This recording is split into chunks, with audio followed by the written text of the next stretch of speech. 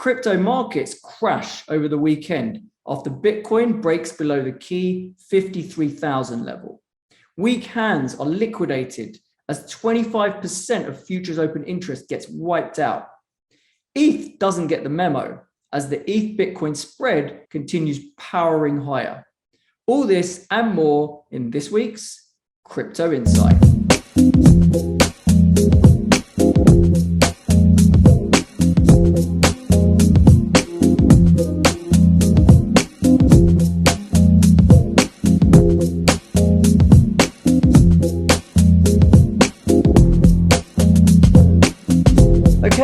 Welcome back to Macro Insight, everyone. Today is the 7th of December, and let's take a look at these markets. Right, very, very choppy week last week. We had said that we expected a bit of volatility, and we certainly got it. And, apart from Omicron, which I expected to really dominate the tape, and saying that the macro data kind of didn't matter too much last week, what I didn't see coming was the Fed, who I expected to probably reassure markets that don't worry, if this thing gets bad, we're here. They did quite the opposite. And so, Powell dropping the term transitory with regards to his inflation language, that triggered a massive flattening of the yield curve, and the fastest flattening we've seen in a long time. Short end rates popping higher, long end rates going down. And really kind of catching the market a bit off guard at just how hawkish he turned out to be. Number of rate hikes priced in by June. It had got itself above 1, then Omicron happened, it went all the way back to 0.6, so making it close to a 50-50 whether they're going to hike by June or not, and now it's straight back above 1.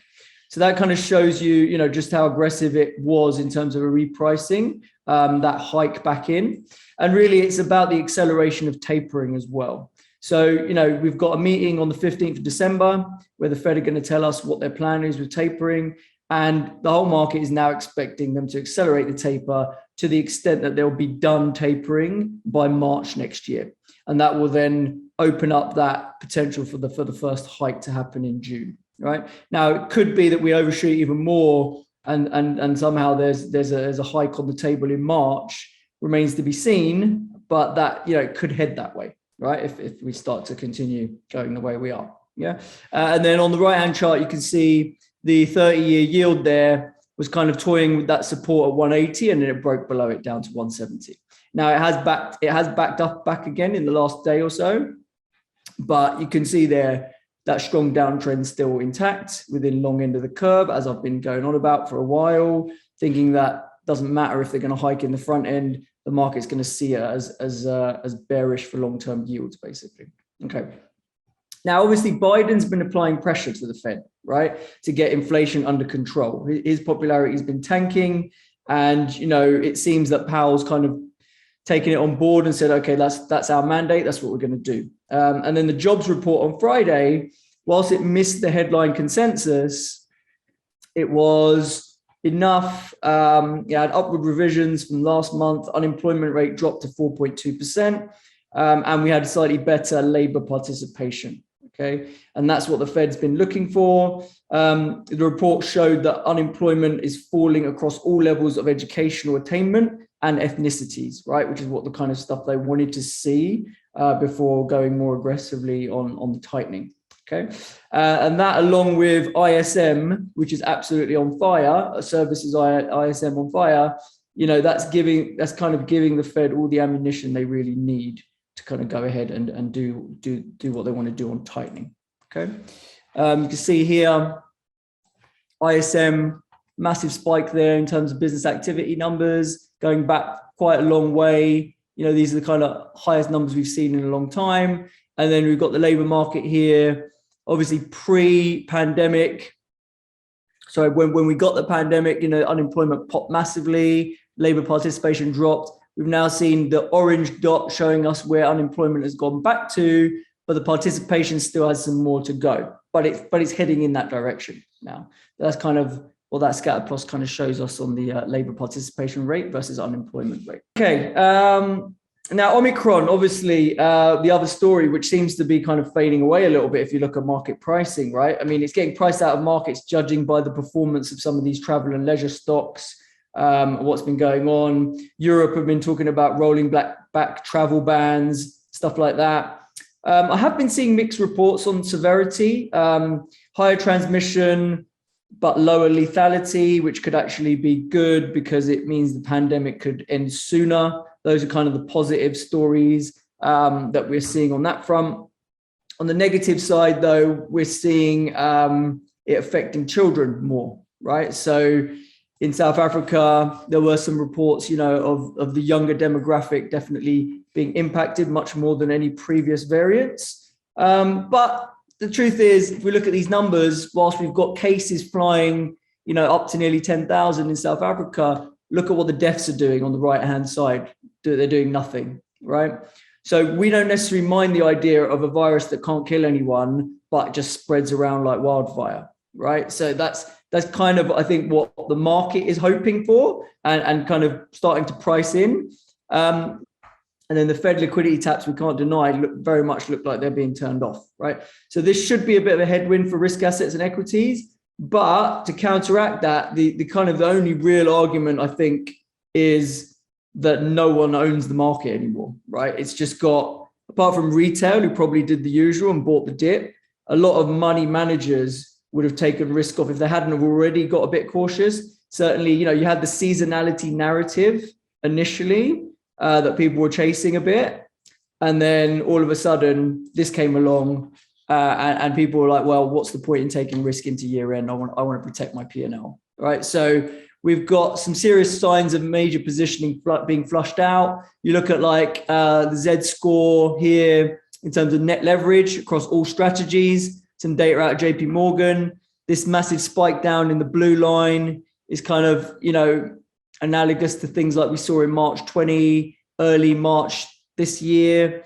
You had traders bailing out of the most traded stocks at the fastest pace. So this is looking at liquidity and like them bailing out of the most liquid stocks, and the ratio being some ridiculous extreme that you haven't seen since like 2001. You obviously got the bull bear sentiment indicator massively towards the bearish side again, often signals a bit of a bottom in markets, but you could argue we've already seen that, right? We were down at 4,500 on Friday night. Look where we are now, right? So we've had a 150-point rally in a matter of 2 days. So maybe the kind of value of that indicator has already played out. And then obviously the put call ratios, right? Gone from obviously puts being hated as they usually are at the top of the market, and now puts are massively bid, or they were massively bid. So a lot of signs that you often get when you see a bit of capitulation in the market. VIX obviously had a massive spike. We'll have a look at that in a minute. But a lot of signs were saying things were a bit overdone. We've got our bounce. We've bounced 150 points now. The question is this going to now do what it's done most of the year and just go straight back to the highs and it's game on? Or has the game really changed, right? The most recent sort of spot gamma levels that are there, and kind of said, okay, so we obviously broke down last week, see the violent red candles on the way down about a week ago. We broke through their volatility trigger to the downside. Some of you guys played that. Well done on that. We went down to 4,500. 4,550 was supposed to be a support, but it kind of didn't give you any, whereas 45 did. And then you see, obviously, the violence of these moves, right? Obviously, it's been very choppy. But now we are where we are. For me, you've got three zones of the market, right? So you've got above 46.50, where you've got the potential for a really sort of a low vol zone where the VIX can go back to 16 to 20 range. The dealer gamma over the next couple of weeks is going to get replenished. So there's going to be sellers of Jan volatility coming. You're going to go back up towards potentially long strikes in December, where the long gamma is going to come back because of that gamma flip zone. Zero gamma zone is around 46.20. So we've gone back above there. So I'd say there's the potential to go back to where we were, low VIX kind of levels, if we can stay above 46.50. Whilst we're sort of between, if we manage to drop below 45, then I think you've got a lot of problems. Obviously, the street is uber short vol down there. And that if that level breaks, which has held a couple of times, a lot of people have probably bought the market or bought the dip down there. So there could be some more liquidation to be done, and it could kind of feed on itself. So I'd say the danger zone is definitely below 4,500, to the point where it could even slide as far as 4,000, I would say, if it really starts to go. That's where there seems to be a big concentration of puts. If you look at the spot gammas landscape, the middle 4,500 to 4,650 is kind of no man's land, right? So in that area, yes, we're probably going to chop around as we have been fairly violently as the market digests incremental news flow around the likes of Omicron, tapering, and also even the debt ceiling, right? So, will the market get more nervous on the debt ceiling? Remains to be seen.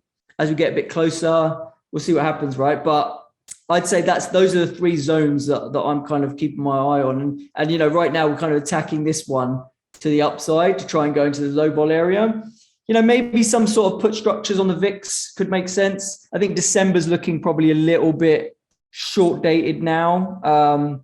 So you're going to be very reliant on that collapse happening. Whereas maybe if you go out to sort of Jan, you could get some nice Jan VIX put structures on potentially if you think that's the scenario that plays out. But like I say, for me, from a fundamental macro perspective, I'm getting a little bit more concerned.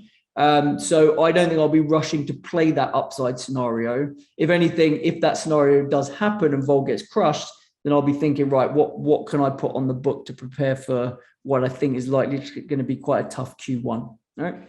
So commodities, let's focus on oil first. Obviously, oil took a beating when the first sell-off happened on the back of COVID. We were thinking the bounce was going to come from like OPEC, saying something with regards to production, but actually they stayed on course, right? So really, it's more Omicron fears subsiding that has kind of led to this bounce. Positioning in the oil market and in commodities in general just got seriously flushed out.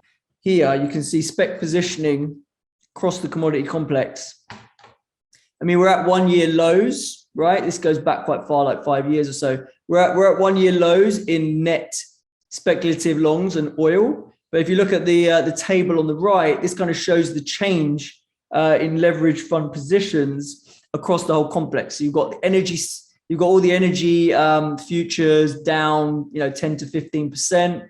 If we exclude gas oil, I mean, that's probably something specific there. Then you've got obviously the metals getting trashed. You've got the ags getting trashed, just positioning, just getting cleaned out of that whole complex, basically, right? So makes sense, given what happened to risk assets and a lot of these commodities are kind of, if we are rolling into a slowdown, then it makes sense people don't want to be as long these. They've had a bit of a bounce in line with everything else, but again, for those who are caught a bit too long commodities, thinking we were going to get some more sort of reflation type moves into year end, maybe you're having an opportunity here to offload some, basically. Right? That's certainly what the hedge funds have been doing. They've been offloading. Thanks for watching, guys. If you like this content, please subscribe to our channel, give the video a thumbs up, and hit the notification bell so you don't miss out on future videos. To watch the entire macro call, which includes the live Q&A and a walkthrough of all my top trades, you can sign up for a free trial to Macro Insight. If you join our exclusive trading community, you'll get access to our Telegram group, and you'll also get weekly market reports summarizing the macro call. The link is in the description to the video.